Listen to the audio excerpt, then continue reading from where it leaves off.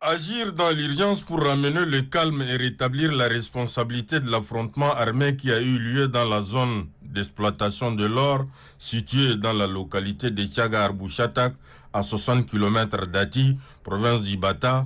Tel est le but de la mission gouvernementale conduite par le ministre délégué à la présidente de la République chargé de la défense nationale, des anciens combattants et des victimes de guerre, Daoud Yahya Brahim.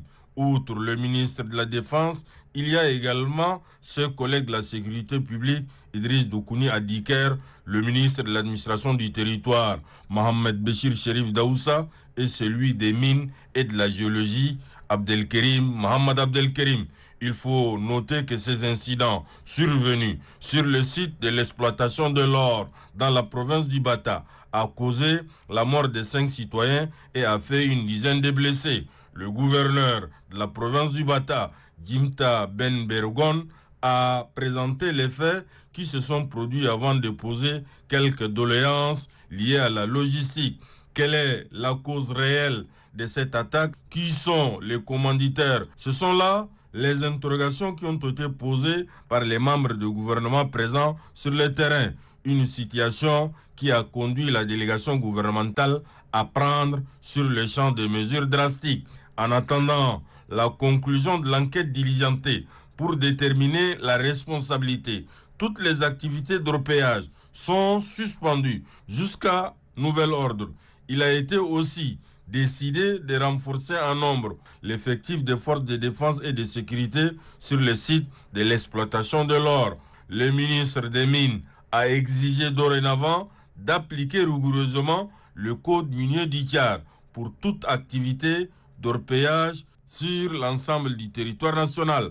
La mission gouvernementale prévoit un programme significatif de prévention et de consolidation de la paix dans les prochains jours pour intégrer bien évidemment une analyse systématique des violences communautaires et de leur dimension, martèle le ministre Daoud Yahya Brahim.